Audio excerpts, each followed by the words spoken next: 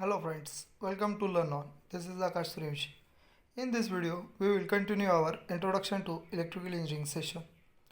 मागच्या व्हिडिओमध्ये आपण करंट, व्होल्टेज, रेझिस्टर आणि त्याचे series parallel connection and calculations पाहिले आहेत. आज आपण नेक्स्ट पॉईंट पाहू. Next is inductor. Basically, inductor is a coil which stores energy in form of magnetic energy. A passive two-terminal electrical component that stores energy in a magnetic field when current flows through it. म्हणजे जेव्हा एका कॉईलमधून current flow होतो तेव्हा इंडक्टरमध्ये जे magnetic field तयार होतं त्यात जी एनर्जी तयार होती ती हा इंडक्टर स्टोअर करून ठेवतो. पॅसिव्ह म्हणजे असा कंपोनंट ज्याचा पॉझिटिव्ह टर्मिनलला करंट हा इनकमिंग असतो. सिम्पल लँग्वेजमध्ये सांगायचं म्हणलं तर ज्या कंपोनंटला एनर्जाइज करण्यासाठी एक्सटर्नल व्होल्टेज सोर्सची गरज असते त्याला आपण पॅसिव्ह कंपोनंट्स म्हणतो. Inductor is also known as coil, choke or reactors. SI unit of inductor is Henry, denoted by H. Basically, inductor opposes change in sudden current. When current is suddenly changes, म्हणजे increase होऊ या decrease होऊ, तेव्हा inductor हा त्या change in करंटला oppose करतो and current conduction block करतो. Series parallel connection of inductor is same as resistor. म्हणजे एल इक्विवलेंट सिरीजसाठी L equivalent is equals to L1 plus L2 असणार आणि पॅरललसाठी 1/L equivalent is equals to 1/L1 plus 1/L2. याला solve केलं की आपल्याला फॉर्म्युला भेटून जाईल. याचा पॅरललसाठीचा फॉर्म्युला असा येईल L equivalent is equals to L1 into L2 divided by L1 plus L2. या सर्किटमध्ये आपण इंडक्टरचे काही सिम्बॉल्स आणि त्याचं सर्किट कसं असते ते दाखवलेलं आहे. Air core, iron core, ferrite core, variable core. Iron core म्हणजे कॉईल आयरनला आपण वाउंड केलेली असते आणि फेराइट कोरमध्ये फेराइटला वाउंड केलेली असते. व्हेरिएबल कोर म्हणजे ज्याची इंडक्टन्स व्हॅल्यू आपण व्हॅरी करू शकतो. इंडक्टरसाठीचा फॉर्म्युला आहे L is equals to N phi by I, where N is number of turns, म्हणजे कॉईलचे जितके टर्न्स आहेत ते व्हॅल्यू. फाय म्हणजे फ्लक्स प्रोड्यूस्ड किंवा flux linkage and I is current, and energy stored in inductor is given by E is equals to half of L I square, where L is inductance and I is current. Next is capacitor. Capacitor is also a energy storage device. Capacitor stores energy in form of electrolytic energy and capacitor value is measured as capacitance. SI unit of capacitor is farad F. Capacitor blocks DC, means when we supplying AC, then in the AC supply there are some DC components. To rectify this we use capacitor and so we can supply pure AC voltage. It consists two parallel conducting plates separated by an insulating material called dielectric. Here we can see a capacitor. These are the two parallel plates of capacitor, and between this there is a materials which is known as dielectric material or dielectric medium. It can be mica, air, oil, paper, etc. Now we will see series parallel connections of capacitor.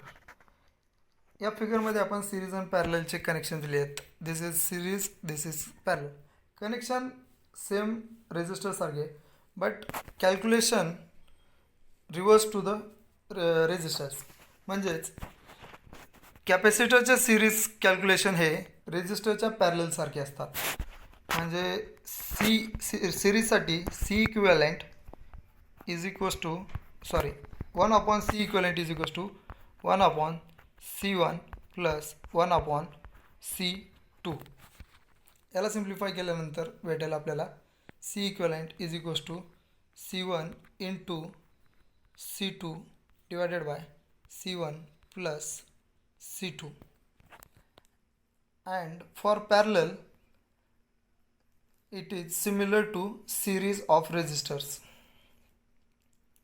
म्हणजे parallel साठी C equivalent is equals to C1 plus C2. म्हणजे रेजिस्टरच्या उलट असणार आहेत calculation याचे.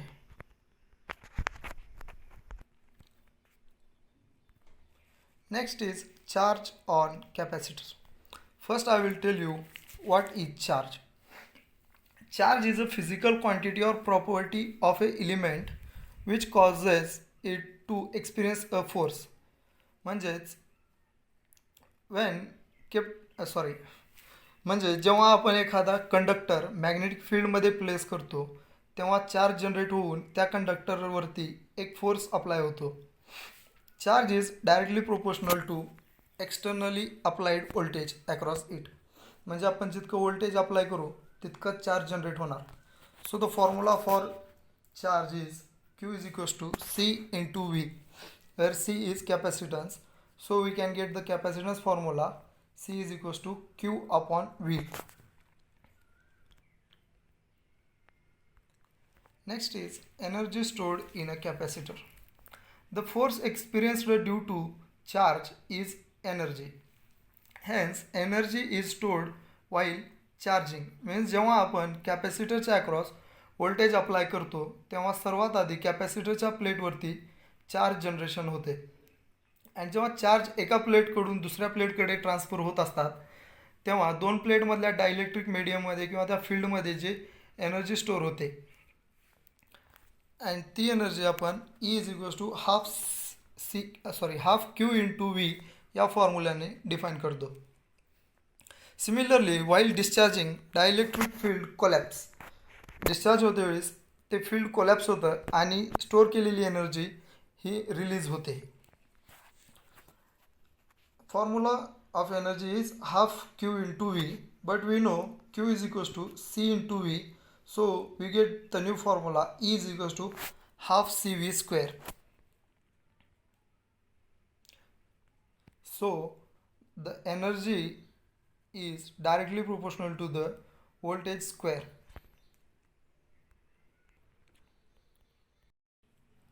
Next is types of capacitors. Capacitors are categorized on the basis of materials used as dielectric medium. म्हणजे जे डायलेक्ट्रिक मीडियम आपण यूज करतो आहे त्यावरून कॅपॅसिटर्सचे हे टाईप्स आहेत. म्हणजे एअर कॅपॅसिटरमध्ये एअर हा डायलेक्ट्रिक मीडियम असणार आणि पेपर कॅपॅसिटरमध्ये पेपर असणार. मायका कॅपॅसिटरमध्ये mica as a dielectric use होणार. So first air capacitors. Air capacitors are variable capacitors used in radio receivers as tuning capacitors. Next is paper capacitors. It uses paraffined paper as dielectric medium and used paper capacitors are used as filter capacitors in power supply. Mica capacitor used for high voltage applications and high frequency radio applications, and mica capacitors are expensive. Ceramic capacitors. Ceramic capacitors. Applications of ceramic capacitors are same as mica capacitors, and here ceramic is used as dielectric medium. Last is electrolytic capacitor, where a paper saturated with electrolyte as dielectric, and it can be used only for DC voltages. Electrolytic capacitors are the only capacitors which are used for DC voltages. Thank you friends. Hope you liked the video. Please like, share and subscribe our YouTube channel. Learn on. Thank you.